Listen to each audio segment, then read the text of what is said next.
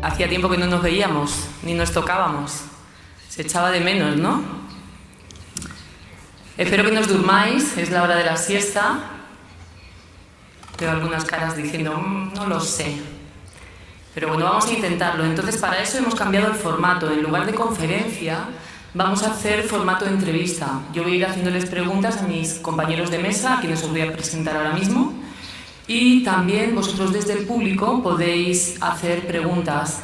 Nuestra compañera Mari, que está aquí a mi izquierda, levantando la mano, se acercará a vosotros y levantáis la mano y escribirá la pregunta que tengáis. Esto lo vamos a hacer durante toda la hora que estemos. Los últimos 15 minutos también abriremos el micro para comentarios. O sea, si tenéis preguntas concretas, se las pasáis a Mari para que nos las traiga y las introduzcamos durante la conversación. Y si tenéis comentarios, pues esperáis a los últimos 15 minutos y os pasamos el micro cuando sea el momento. Vale, pues dicho. También os recuerdo que tenemos sistemas de traducción ahí afuera. Si alguien necesita traducción, se está traduciendo al inglés y al español, con castellano. Si alguien necesita algún aparatito de estos, que salga afuera y lo puede recoger. Sí, justo detrás donde pone guardarropa, ahí tenéis los aparatos. Doy la bienvenida al equipo de traductoras, que son unas campeonas. Y nada, y vamos a empezar. A mi derecha tenemos a Alex Pasternak.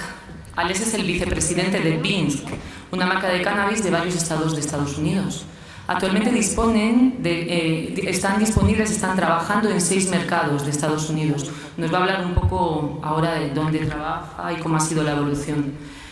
Tiene una de las carteras más grandes de la industria del cannabis. Empezó con productos legales y ahora ya tiene también comestibles, flores, vaporizadores, concentrados. Trabaja con productos de todos los sectores. Luego nos lo va a contar. Luego a mi izquierda tenemos a Joseph Hopkins, que nos ha salvado en el último minuto porque estaba previsto que estuviera su amigo y vecino Adam y no ha podido venir por un imprevisto de última hora, pero él tiene el mismo perfil y nos va a contar un poquito cómo es la situación de los dispensarios en Oregón y en el resto de Estados Unidos un poco. Joseph Hopkins es, junto con su mujer, uno de las personas que gestionan The Greener Side, uno de los dispensarios más antiguos de Eugene. Está abierto desde el 2010. Fueron los primeros en obtener una licencia médica, de los primeros en obtener una licencia recreativa.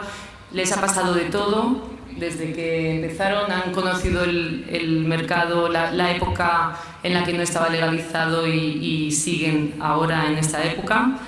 Y ahora además han montado una consultoría para aquellas personas que quieran abrir dispensarios y que quieran aprender de su experiencia. Así que es también activista, ha estado metido en el movimiento por la legalización en Estados Unidos. Y de todo eso vamos a hablar, pero primero hay que actualizarse un poco porque hemos estado 2 años sin vernos, han pasado muchas cosas, el mundo ha cambiado completamente. Y bueno, una pregunta que quería hacerles a los dos es cómo ha influido la situación provocada por la pandemia en el mercado, en la industria del cannabis en Estados Unidos. ¿Quién quiere empezar? Yeah, sure. I think for starters, just first of all, it's a pleasure to be here tonight and with you guys today. So I want to start with that. But I think for the pandemic, for us, it was kind of a unique situation where the whole world was starting to see job loss and unemployment rates go up. We actually hired throughout the pandemic, and we were fortunate enough to be a budding business within the industry. Something that I'm incredibly grateful for, and something that aware is a unique situation. But the reality is that during the pandemic, when people are isolated at home, I think people resort to cannabis more than alcohol, and I believe that was a study that came out recently. And so I think the pandemic really pushed cannabis consumption, especially in the U.S. And that's a little bit from my side. I don't know about you. Yeah, I pretty much completely agree with that. Also really happy to be here. Thanks for joining us today. Adam is an amazing person, and you would definitely love to hear from him, but happy to be here for But as far as the pandemic goes, we didn't close one day. We were open the entire time, and like you said, people did migrate towards cannabis more. It was really kind of an odd way of like full circle, as we were, back in the day, everything was completely illegal, everything was illicit. Now come with this huge pandemic that was, affecting the entire world, we become an essential business and are not, we are able to thrive, and we're able to continue to, employ those people that did unfortunately lose their jobs, and, keep on pushing our situation forward. I also really think that it was an amazing thing to like have the world look at this plant and make us essential. It really shows the importance of it. And just to reiterate a point that Joseph just said, it's federally illegal in the U.S., but deemed essential during a pandemic. So like this, that's pretty insane to think about. Yeah, it's just it's kind of a full circle. From the activism side, we've been pounding the pavement and telling it, each locale, each state, that this is a positive plant. This can help bring jobs. It can help bring health. It can help people become more healthy, help their everyday lives. In addition to the communities around all of the dispensaries and all of the other ancillary businesses and grows and all the other businesses are actually they're becoming better. Like they're getting better. Dispensaries aren't bringing down any of the communities. They're actually making them stronger. ¿Ha habido algún cambio en los usos por ejemplo, en el tipo de hierba o en el tipo de productos que la gente pide durante la pandemia, durante el confinamiento? I mean, for starters, mini pre-rolls, which are, for those that are not familiar, like packs that have little mini joints in them, became very popular during the pandemic, because I think the idea of passing a big joint around became of less interest. People didn't want to pass joints around during the pandemic, and so people wanted to smoke their own mini joint. So that was something that we jumped on, and we sell a beautifully branded 7-pack of half-gram joints. So they're little mini dog walkers. For those that don't know that term, dog walker, caminando con perro, and it's actually a really funny term, because it's like the old excuse that I need to go walk the dog to smoke a little J. And so that SKU in the U.S. is nicknamed dog walkers, and dog walkers are quite popular since the pandemic. Yeah, I agree with that too. The pre-rolls and the vape cartridges have just have exploded in sales. ¿Y el cultivo, el autocultivo ha aumentado? Ahora que la gente estaba en casa, no tenía mucho que hacer. At the store, I've definitely seen that. We sell clones during the best time to grow outdoors, and everybody has a whole lot of time to start that new hobby that they've always been wanting to start and throw some plants outside.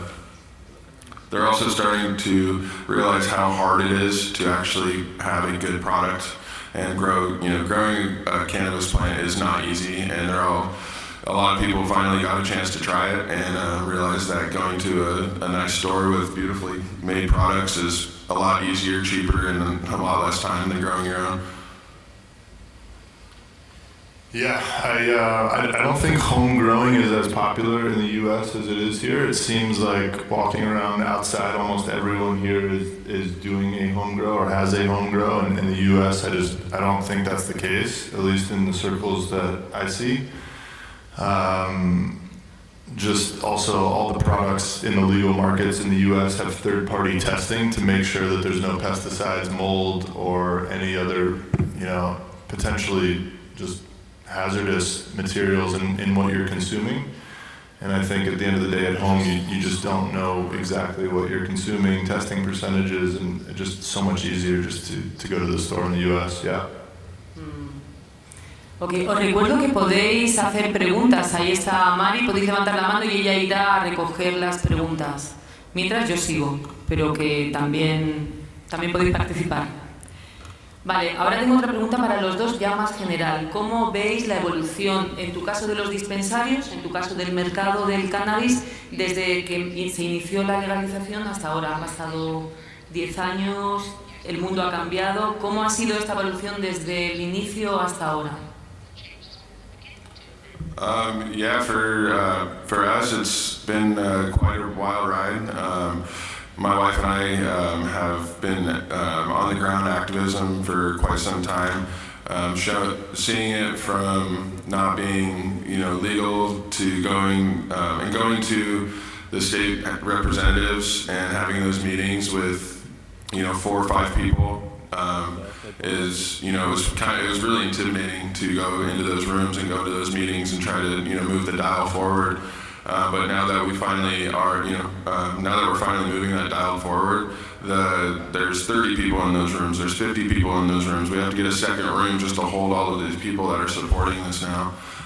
So that's a huge thing for every market across the world to see, is that every human can benefit from this plant, and because of the hard work from the passionate people, like getting into those rooms and making sure that their voices are heard, we now get to play with this industry. The sky's really the limit. Yeah, I mean, I'm not on the retail side, so mine is not a dispensary relationship at all. It's more just the brand has developed over the last 6 years. And so for those that don't know, I'm a co-founder of a multi-state cannabis brand, and so we make all sorts of products from chocolates to gummies to vape pens to pre-rolls, and then we sell to dispensaries like Joseph's. And so the brand as a whole has just transformed over the last 6 years, from jumping on trends like I just told you guys about with the mini pre-rolls to doing different ratios in our gummies. So we do CBN gummies now, which is a new trend that we're starting to see pop off in the US. For those that don't know, it's probably the most trending cannabinoid outside of THC and CBD right now. It's got a ton of momentum, especially in California. I think the #1 and #2 top selling edible products right now in the state of California have CBN in them. So CBN is a huge one. And just trying to stay relevant, trying to continue to watch market data, trying to stay with the trends of the industry, try to understand what the consumers want in the different markets that we're in. We play in medical markets like Florida, as well as recreational markets like California, Michigan, Washington, Nevada. Yeah, I mean, it's one of those that I think you're constantly transforming and constantly morphing. And our product line has done just that. Yeah, it's kind of like a grow room. If any of you are currently growing and have grown for a while, your room's never really dialed in. You're always critiquing it. You're always evolving it, and it's I forgot where I was going with that one. But it's pretty amazing to see the different products that Alex makes along with all the other companies. Because when we first started, we were baking our own edibles, rolling it up into cellophane, and slapping our own handwritten label on it. Now we have perfectly packaged, preserved, beautiful products that you can see, that you can take your phone out, scan the QR code, and find out more about that product, more about that company, and it really helps with the transparency of the industry now as well. And just to reiterate, that the third-party testing that these products must go through in the U.S. is pretty significant. It's a third-party testing lab. We do not own these labs. And they put the verification of what the product actually has. So when you buy a product at a dispensary, you flip it on the back and you can see third-party lab testing, right? That's a beautiful thing that legal markets will be able to. And you can actually call those testing labs because they give you that number with the sample that the company gave them, and you can verify it.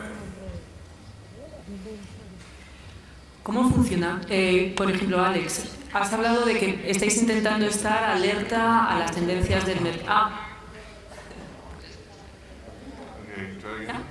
Les has mencionado que intentáis estar alerta a lo que pide la gente, a la tendencia del mercado. ¿Cómo os informáis de lo que pide la gente? ¿Estáis en contacto con los dispensarios? ¿Hacéis encuestas, investigaciones? ¿Cómo funciona?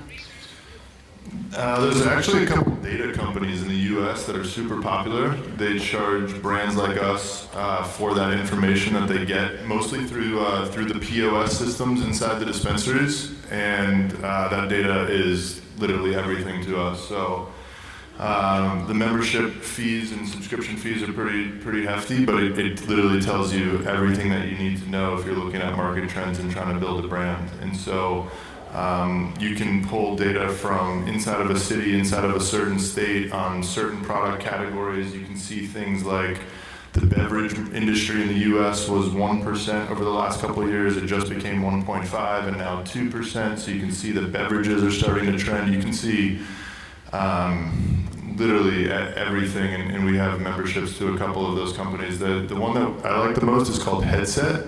I don't know if anyone's familiar with Headset data, but I see some heads shaking over there. Headset's pretty cool, and that's where we get a lot of our data, and BDS is another industry leader. ¿Y en el dispensario cómo lo hacéis, Joe? ¿Os vais adaptando también a lo que pide la gente? Será un poco diferente, me imagino, ¿no? Yeah, we do. We also use BDS analytics. Those analytics, like Alex was saying, are so dialed in and so spot on with the market. We can look at when Blue Dream was the best seller, what year, or what time of year, down to like this week. Blue Dream was the best seller last year at this time. So we do use the BDS analytics. I myself am an owner-operator, so I'm in the store every day, dealing with my customers, making sure they do get the adequate service that my store needs to give them. So that's pretty much how I keep my finger on the pulse, is I'm in there every day with the customers, hearing their stories, hearing what ailments and what experiences they want. Each person gets affected differently. So we need to, at my store, we really curtail each experience to that one customer. ¿Cuál es el producto estrella que tenéis en el dispensario y en Binske? ¿Hay algún producto estrella que sea el que más vendéis, el que más pide la gente?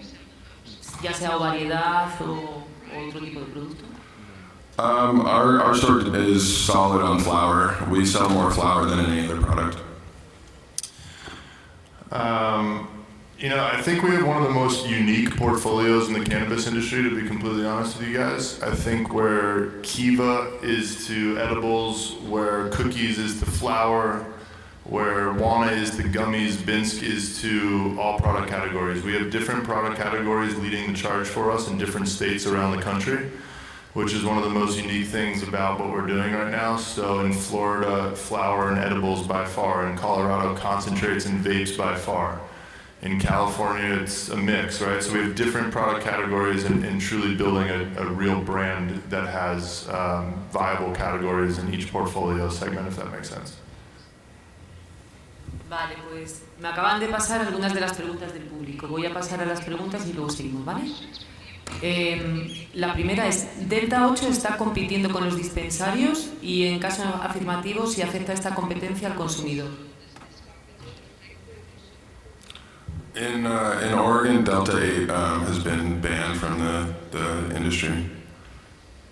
I mean, I'm from Miami, and I was in Miami the other day, and every single smoke shop in Miami is selling Delta 8. So I know that Delta 8 is popular and people are buying it. I don't think it's competing with us on the cannabis side, because I think in the recreational markets, you can just go buy cannabis. But like in Miami at the smoke shop, I guess there's real demand for Delta 8 without any THC in a random shop. But I think it's a trend that I cannot see lasting very long.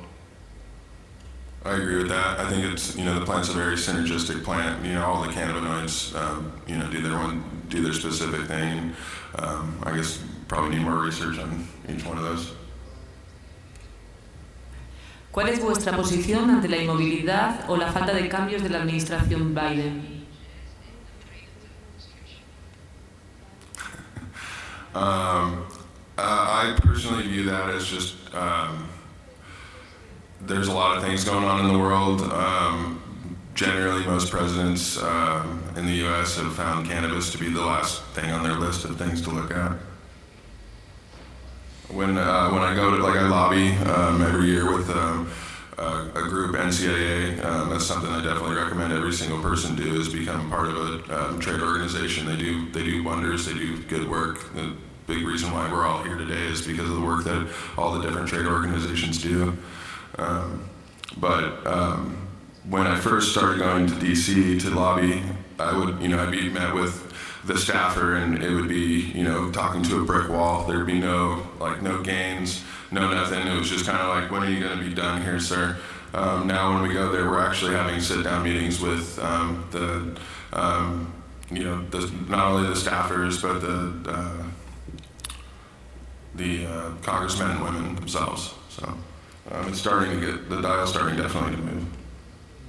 I would just say that urgency is not there. It seems like they have a million other things on their plate right now that they're worried about, and you got to remember that 280E is in effect in the U.S., so they're still making money. It's not like other countries that haven't legalized, where they're still making money off 280E, but it seems like not going to happen in this administration.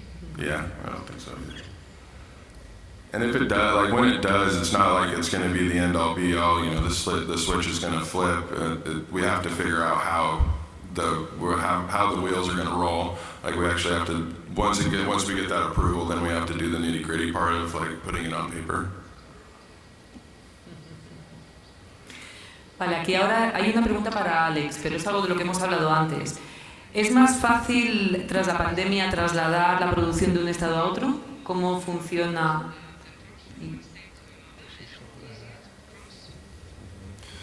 So it's not easier or harder because it's never been permissible ever. So the products cannot cross state lines at all. So I don't know whose question that was, but each state that a multi-state cannabis brand like us operates in is its own siloed business. There's no interaction between the different states other than things like packaging and things like raw ingredients, like our cacao and our chocolate bars. Obviously, we can buy at a global level and distribute to each state, but no THC crosses state lines. So we have cultivation facilities throughout the country with extraction labs and commercial kitchens to produce and touch the product, with plant-touching cannabis facilities only in each state. And again, all of that product remains within that state at all times. ¿Quieres añadir algo? ¿No? No, yeah, I mean, we're working on, dropping those borders right now. There's another organization that's trying to work on dropping those borders, but like you said, it's just not a thing right now. I think federal legalization, obviously, the first thing they will do is, allow us to cross state lines, which is Oregon is poised to be the first state. In Oregon, we've gotten the thumbs up to import, export. We just now need another state to give it the thumbs up. And people that are building out commercial facilities now are starting to realize, do I want to build out a facility to satisfy my state, or do I want to satisfy my region of the country, or potentially do I want to satisfy a chunk of the world, right? Like, people are starting to build GMP and GPP certified facilities, which will be able to potentially internationally export, and they're putting everything in line to be able to do so, looking after Canada and some other countries that are currently doing international export. And it's definitely, just a matter of timing, I think, at this point. Ok. Otra pregunta. ¿Existen estudios oficiales que certifiquen la formación como bartender?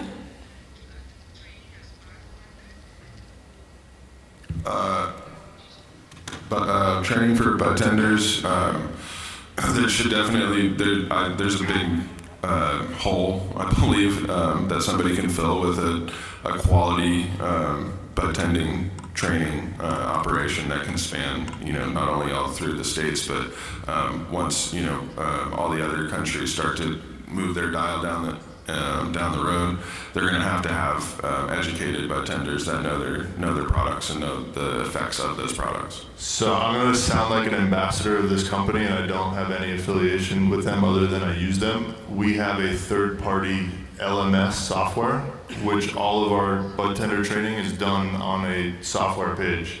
And it has videos and it has animations, and the bud tenders go on what I call Binske University, and they get schooled in Binske, and then they get swag and they get their THC gifts and samples at the end of this online training. So we currently do third-party software online training for the 1,000+ doors across the country that we're in. On average, let's call it 20 bud tenders. That's 20,000 bud tenders we're trying to train at scale right now, which you guys can imagine how difficult that probably is to get your messaging across. So we've built through this company called Learn Brands, and they are the third-party company that's actually doing this. And yeah, definitely. If you have a dispensary, you're looking to do that, definitely get on that. Bud tender training is imperative. It's imperative. And just one thing, just while we're on it, actually, what's your question over there? You raising? Oh, okay. So the interesting thing about bud tenders, just for those that don't know, is that they're truly the gatekeeper of the industry. I think the stat is like 76% of people go into a dispensary undecisive of what they're going to get at that moment. And so their entire decision on their purchase relies on these bud tenders. They go in there and they say, what are you smoking on? What do you like? What flower is at your house right now? You know, what are your favorite edibles? And winning the bud tenders over when you're a brand like myself, us, you know, that's literally like one of the biggest objectives and the main goals of what we're trying to do, because again, they are the frontline salespeople. Someone said to me recently, like, your salespeople are your bud tenders. And honestly, we have sales reps throughout the country in different states, obviously, but our real sales reps are the bud tenders. They're the ones that are actually moving the product. So heavily believe in the training programs and education that we're putting forth towards that. Yeah, I really, I like the fact that you said that too, because if you do train the bud tenders, then they hear how you represent your company. They hear the words that you want to be, you want to show the world about your company. So the more training that you can give the bud tenders firsthand, is the better that they're going to represent your company at the sales. Muy bien. Esta pregunta está escrita en inglés, así que la voy a leer en inglés y la traducirán al castellano. Recently, some CBN products have been forbidden in Oregon. Does it happen in the same in other states of US? I wasn't even aware that it was banned in Oregon, so that's news to me. But no, they're, again, in California, the number 1 and number 2 edibles in the gummy segment both have CBN in them. We have CBN products in a couple other states in the U.S. I was in with our partner in Florida this week, and there's CBN products throughout Florida, so no, not that I'm aware of. The crazy thing about the California products is that they brand them as sleep. And so, for the most part, there hasn't been like the promotion of the moods as much in terms of you're going to feel this way in a medical sense, but like you're going to sleep is incredibly intriguing to many gummy consumers, considering most people that are eating gummies are eating them at nighttime to sleep. To be able to put the sun and the moon and the stars or a bed on the packaging and label them as sleep products, and potentially pull some people away from sleep meds, it's actually quite interesting. Yeah, we do have CBN products on the shelf right now, but that was a recent change. Oregon is going to stop with the CBN until I guess they have more research or whatnot. But we have until I think like March of next year to sell through what we have. But yeah, that's also, that's another reason to train your bud tenders and train your sales reps on all of your products, because if you're able to help someone actually like achieve sleep without the pharmaceuticals, that's going to drastically change their life in so many different ways that they don't even know about yet. Get them off the Xanny bars. and that also like helps with the extended family, not just that one person. Because once, like, if you have family member that you care about, you're worried about them not getting the care that they need. But once you know that they have that care, then that actually alleviates the family's stress too. Bueno, pues ha llegado la siguiente tanda de preguntas por parte del público. La siguiente sería: ¿qué tipo de información sobre el mercado no está disponible y sería necesaria para mejorar vuestro trabajo? Por ejemplo, ¿qué info no pueden encontrar ni en BDS ni en ZED?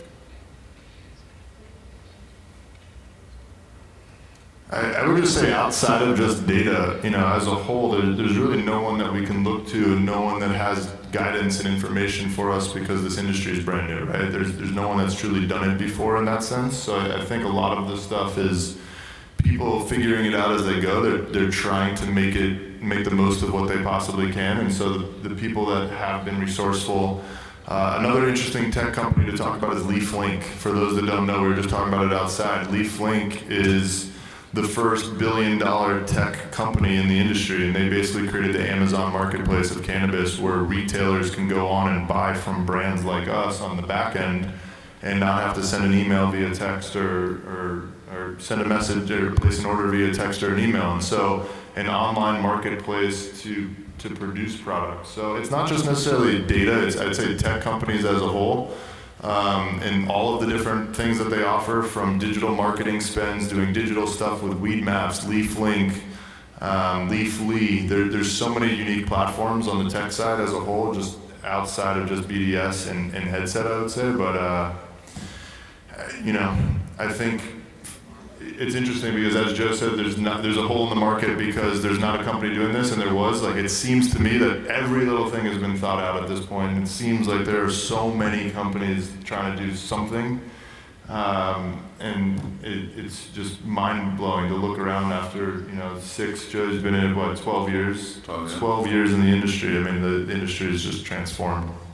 Yeah, transformed in amazing ways. I don't see really too many things being a negative. I like trees and I like the nature, so maybe cut down on some of the packaging and required exit packaging and things like that. But I think you're right. I think most of the wheels have already been created. I thought of something else that's interesting. In California and in Colorado, in these recreational markets, there's a legal limit to how much you could buy. But you can go from dispensary to dispensary and just buy the legal limit at each place, right? So technically you could still end up with purchasing 20 pounds of flower in one given day, but you can't buy 20 pounds of flower at one shop. So there's so many little tiny things like this that just makes no sense, where if you're at the checkout of a liquor store and you have 50 bottles of Tito's, no one is going to say a word to you about 50 bottles of vodka. And so it's interesting to just see how these things roll out and why these rules change state to state. Yeah, the rules, I think, come from just the stigma. We have to slowly break down each one of those stigma barriers, and the rule makers use cannabis as a stepping stone in their career. So once they get that promotion, they don't worry about cannabis anymore, and then we have to go train the next guy all over again. So I think that's one reason why it goes so slow as well. Adam, has mencionado el activismo. ¿Cómo ha evolucionado el activismo en estos últimos años, desde que se legalizó en algunos estados hasta ahora? ¿Qué cambios has visto? I feel like one of the biggest changes is that a lot of the really focused activists, there comes a point where they have to choose either to be a full-blown activist or really focus on their business so their business can succeed. For us, we definitely had to take a step back from being active to make sure that our business can succeed. But it's also, like I said a little bit earlier, we're now actually having those sit-down meetings with the congressmen and women and having real progress. And it's great when you can have your state representative come to a trade association meeting and be okay with actually communicating with everybody. I remember when we first started, I just took it upon myself to email my state representative and see if I can get a meeting with him, and that happened and everything. And everybody at the trade association was just like, "How did you do this? How what was the process?" And it's well, you just have to get up and do it.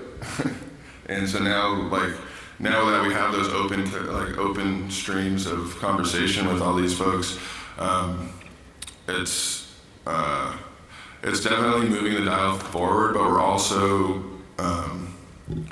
getting into the weeds on a couple of different aspects because of the state reps have their own agendas as well. So if the cannabis is not in line with that agenda, then we have to go and talk about it with them as well. Alex, una pregunta para ti en inglés. How does product development works in your company? For example, suppliers, white label, meeting market trends, etc. The first part of the question was what? How does product development works in your company? On the product side, we have a chief product officer that has helped formulate all the IP that we've built over the years.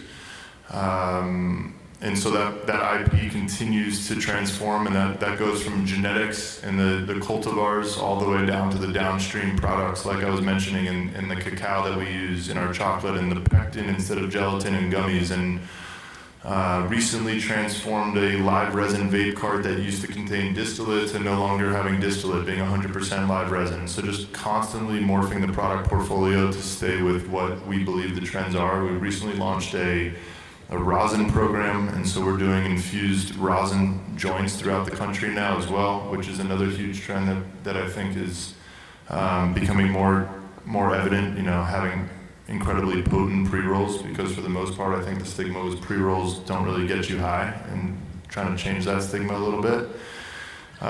In terms of the other parts of the question, packaging is something that we are pretty bullish on. I don't know if those have seen, and I wish I could send a screen share, and for those that are interested, you should come grab a card from me and I'll send you a little follow-up. But I think unbiasedly, we have probably some of the prettiest, sexiest packaging in the legal cannabis industry.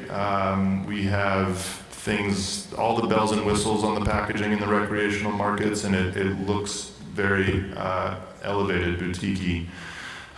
So constantly doing things, for example, our flower jar now is a mason jar. Just like back in the day where we've always kept flour in a traditional mason jar, we just developed a child-resistant lid for a traditional mason jar.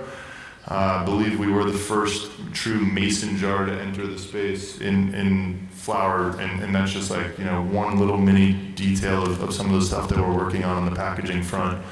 On the sourcing of raw ingredients, we have a partnership with this farm in Peru that was featured on an Anthony Bourdain episode of Parts Unknown about 10 years ago, and it's a Peruvian cacao that was thought to be extinct for 100 years. We got somehow connected to this farm, and we have an exclusivity of that on the chocolate side in the cannabis sector. So everything that we're trying to do, from raw ingredients to quality and consistency of the product itself to the downstream packaging, building it all together into this bow is what my day-to-day looks like, and all of the product development on that is being iterated throughout each day, each week, each month as we go, and just constantly trying to transform this product portfolio.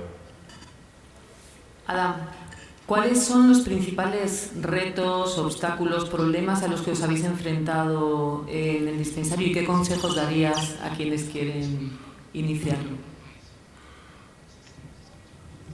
Banking are pretty much the main challenges for us. Banking, overregulation, and taxation. Those are they're the things that kills us. I think we're 75 to 95% effectively taxed in Oregon after it's all said and done.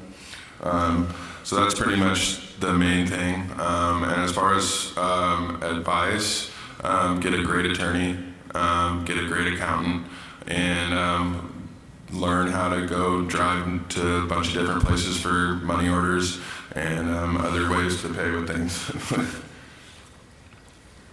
Adam, no yo, sorry. A ver, otro. Os estáis animando, ¿eh? A ver, aquí, ¿cuál es la posición actual en el mercado del café con CBD? ¿Tenéis algún producto de este tipo? I've seen one product. I don't have a lot of that product on my shelf right now.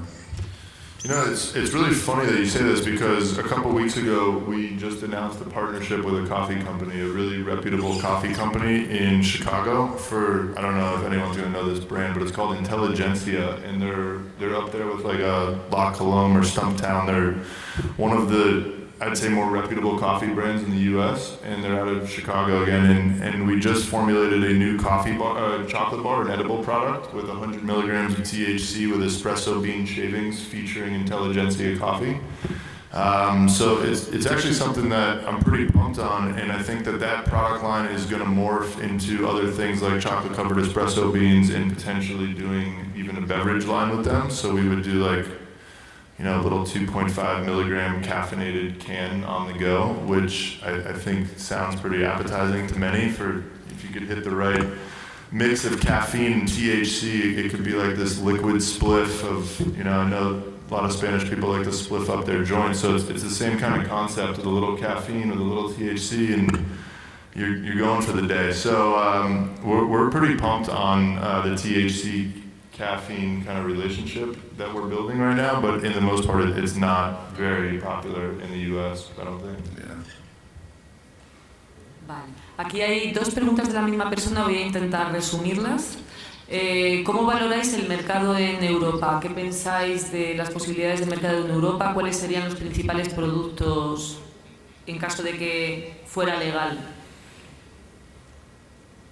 I think the sky's the limit. I mean, take the groundwork and the framework that the U.S. has done and expand on that. You know, curate it to your own community, curate it to your own vision.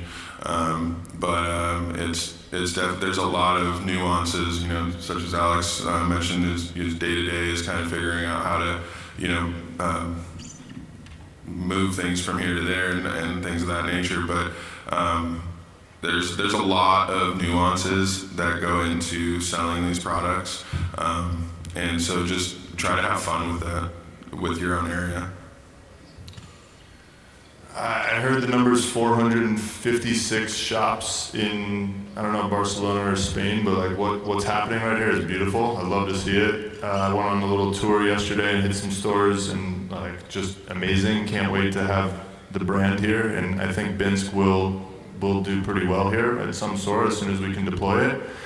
At the same time, I think that the product categories here will end up following a lot of what we see in the US, and so flower continues to dominate, obviously. Flower is 50, 60, 70% of markets, which is just insane to consider. And so flower plus pre-rolls together is usually 60-ish percent, 65% of a total market. I would assume flower and pre-rolls would probably do the same here. And then we'll see the other products like the concentrates and edibles take their market share. It'll be interesting to see what happens in beverages here. I know that edibles seem to be not as common at these local shops here, but I don't know if that trend will follow or what's going to happen there. Voy a hacer una pequeña aclaración en la traducción. Creo que cuando traducís al castellano por harina, Alex se refiere a flores. You mean flowers? When I say flower, I mean cannabis. I talk about, just buds. Okay, yeah. And en inglés nosotros decimos la palabra flower, que significa weed. We don't use the W word really anymore. Yeah. The weed or marijuana, the word marijuana is definitely on the outs for sure. I mean, people are still using it, but we definitely try to avoid that word at all costs for the most part. Basically, every single menu in the U.S. says the word flower on it, though, so it's pretty common. Bueno, ya se acerca el momento de abrir el micro al público. Voy a hacerles, mientras pedís la palabra, voy a hacerles una preguntilla más. Y quien quiera hacer algún comentario más extenso, quien quiera decir algo, ahora va a ser el momento. Y mientras tanto, ¿cómo veis el futuro? Tanto en cuanto a retos de marketing, por ejemplo, en cuanto a la evolución de los dispensarios, ¿cómo se plantea el futuro? ¿Qué retos,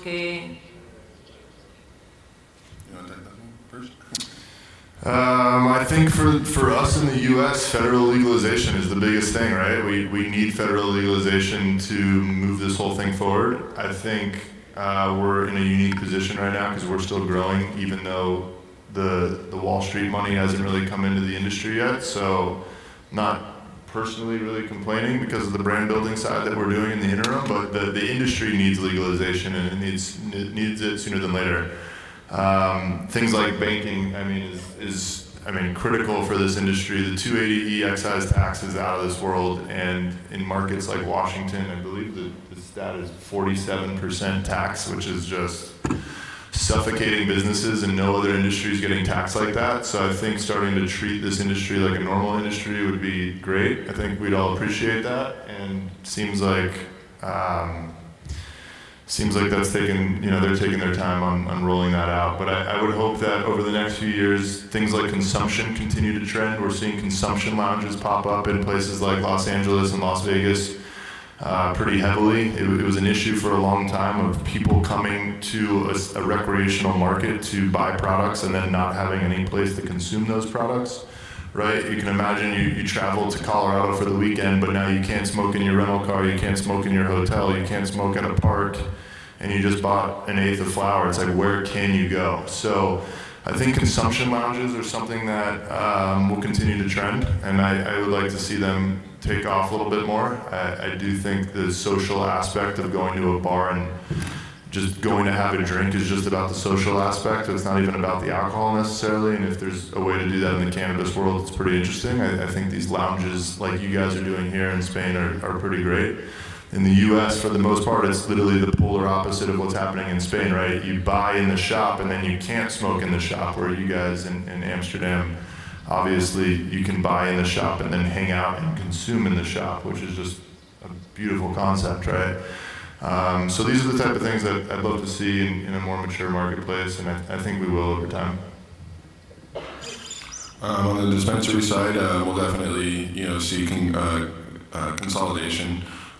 There's been a lot of people that have been chugging along, and from taxes to banking to saturation, it just gets overwhelming. So we're going to see a lot more consolidation, which is is great. With there's definitely a place for big cannabis in this sector. I also feel the grassroots kind of style, the more mom and pop shops will essentially really focus on their locale, their locations, or supporting the growers and supporting the processors and supporting those folks that are in their certain location, and banding together essentially in that way. Bueno, pues tenemos a Mari con el micro preparado. No veo a nadie durmiendo, no se escucha a nadie roncando. ¿Hay alguien que quiera hablar? Pues yo sigo haciendo preguntas. ¿Allí? Vale. Hi, I'm Shalini. I'm curious about how you've grown your brands and how you've marketed it specifically digitally. Are you allowed to advertise? Do you face the same restrictions on Facebook and Instagram that we do? I come from the hemp industry in India. I assume that question is directed to me. We've gotten our page shut down on Instagram before, but we're not selling anything on Facebook or Instagram, right? We're not doing Instagram ad spends or Facebook marketing at all. Other platforms like, again, Weed Maps, LeafLink, Leafly, and these cannabis platforms, iHeartJane is another big one. We spend digital ad spends there, obviously, to support the brand. Some states you can have billboards, right? You land in Las Vegas, you land in Los Angeles, there's billboards everywhere. Every single street in Las Vegas right now has a cannabis billboard throughout the cities. So state by state, we have different advertisement and marketing rules, and it's kind of a huge pain in the ass to navigate that and figure out what you can and can't do in each state. Things like in Florida, for example, our gummies can't have any food coloring because they are considered, catered towards children. So our mixed berry gummy in Florida looks yellow, which looks nothing like a berry, right? So there's just random things and hurdles that we have to jump through.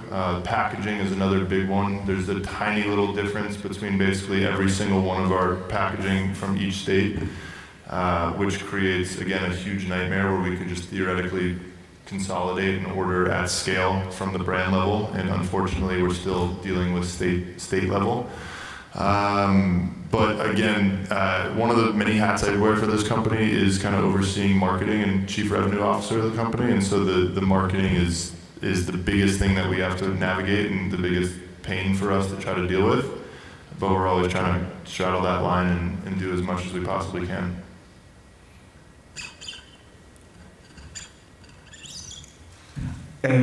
Hi, I'm Victor, and I read over the past couple of months that in Canada the price is dropping. A lot of craft cannabis growers were struggling, and that together with all the high taxes, I was wondering, in the US, prices have already dropped when it comes to flowers, and you're playing more the branding side to ensure that you have that quality product that customers come back to you, or how is it evolving over there?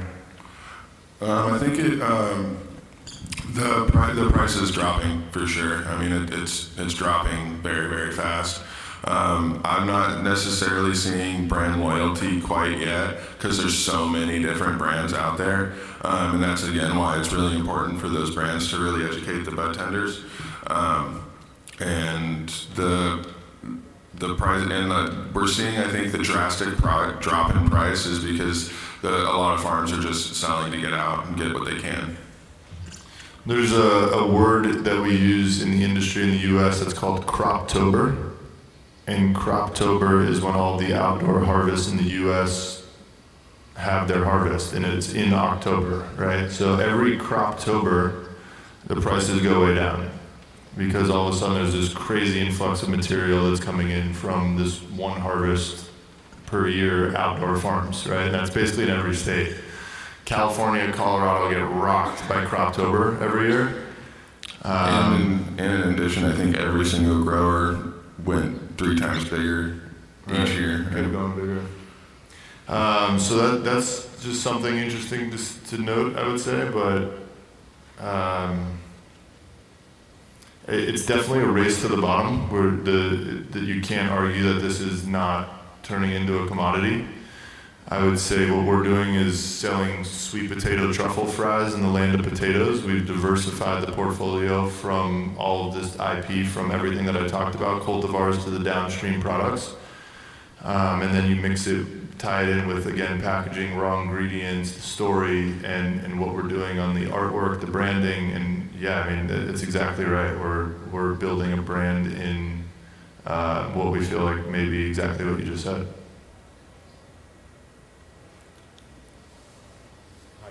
Hi, this is Konstantin from Germany. I had a question. What was the company you used for the bartender training, and how did you do it again? It's just called learnbrand.com. Learnbrand.com. I can connect you with the guys. They're out of Colorado. Hay una pregunta que se me ha olvidado hacer, de las que me había anotado, que le agradezco a la participante que haya mencionado el tema del cáñamo, porque así me lo ha recordado. ¿Cuáles son los principales usos de la fibra de cáñamo en Estados Unidos?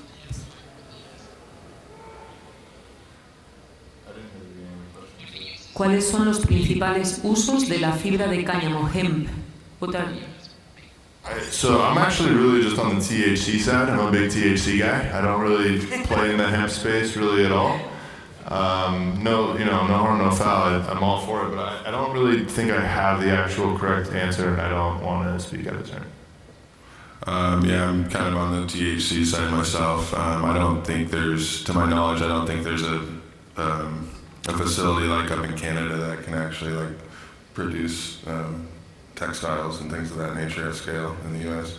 Yeah, I think it's interesting. I think it's cool. It's innovative. I don't know really much beyond that, though, personally. Bueno, si alguien del público quiere completar esta información, y si no, pues había alguien más que había pedido la palabra. So I'm Anna. A question about the CBD sector. How do you see the CBD sector going into both of your business is going to be a little bit in the future more separate, or you will include it more in your dispensaries and brand? I'd have CBD, quite a bit of CBD products at the store right now. There's, from topicals to gummies to tinctures. We have CBD, CBN, THC tinctures, CBG is a new one now. But yeah, the CBD, I don't think we'll ever stray away from. I think it's here to stay, and the products are only going to get more refined.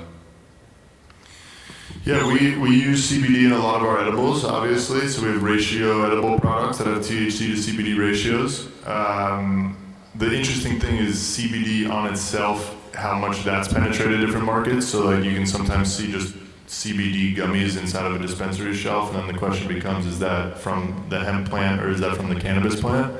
So again, different states have different rules of allowing hemp products or CBD products in their store, and whether it comes from the hemp plant or the cannabis plant is kind of a big deal for each state in the governing bodies.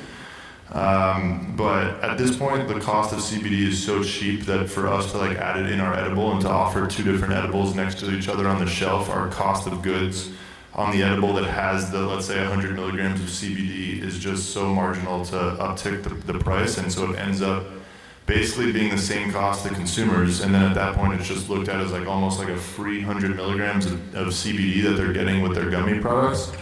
And so if, again, the price point stays where it is, it's almost like a why not? It's like a added extra, I think, more than anything.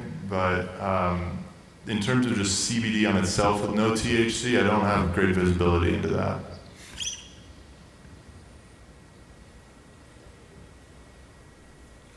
Hi there, my name is Matt from Boston, and I have a question for both of you guys.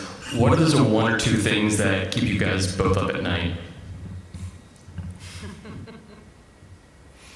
Sports, really big into sports. Love following. No, just kidding. In terms of the industry, in terms of what we're doing here,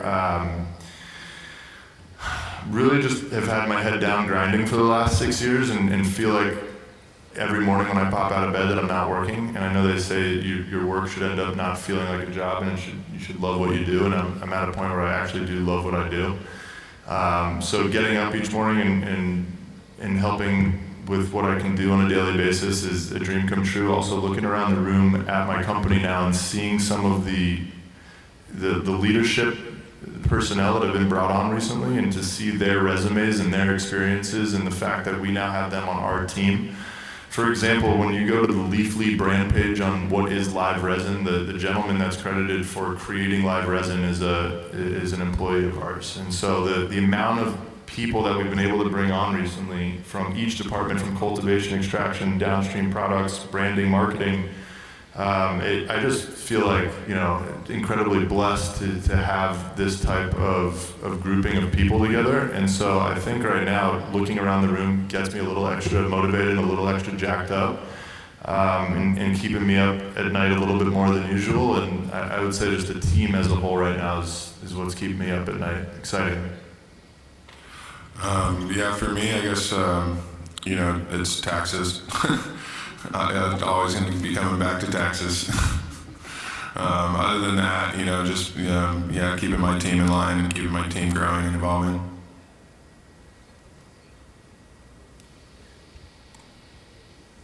My name is Masha, and I would like to ask, now you have a very direct separation of marijuana with the high THC content and hemp that's supposed to be the source of the CBD. But what about the new lines that's starting to appear, where you have these special strains to grow indoor, but with very low THC content? It cannot be distinguished as hemp. It's still marijuana, but with low THC concentration. What do you think about the market for flowers for this type of product? Are you referring to a lower percentage flower? I don't think the the customer knowledge base is where it needs to be to fully support that. There's enough people to purchase that flower, and that really comes down to the bud tender. But right now, it's a numbers game. Everybody's chasing those 30% numbers. And just to clarify what he's saying, if you're sitting in a dispensary in the U.S., right, you watch a construction worker come in after work, and he's holding a $20 bill in his hand, and he says to the bud tender, "What is the highest testing flower that I can get for this $20? How far can this $20 take me?" And he says, "My 31% flower right here for $20." And okay, and so the highest testing rules the entire industry. Right now, the THC percentage, in my opinion, should be a factor, but it is the factor. It is the only factor for the most part. A lot of states, you can't even smell the bud that you're buying. Literally, you can't even smell it in some states because it's put away. And so the only metric you have is the THC percentage. Obviously, there should be, terpene testing, and there should be way more data behind the strain, and a lot of states are now offering that. But this is a pretty big issue.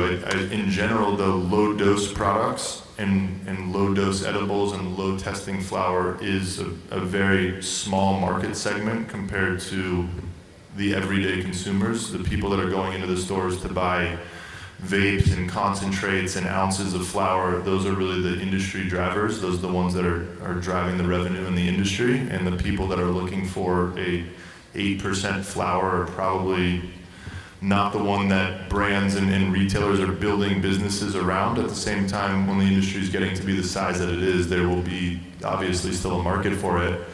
I believe I saw a brand recently pop up in California that's literally going after dads and moms for low-dose pre-rolls and making it so that you're not getting so stoned.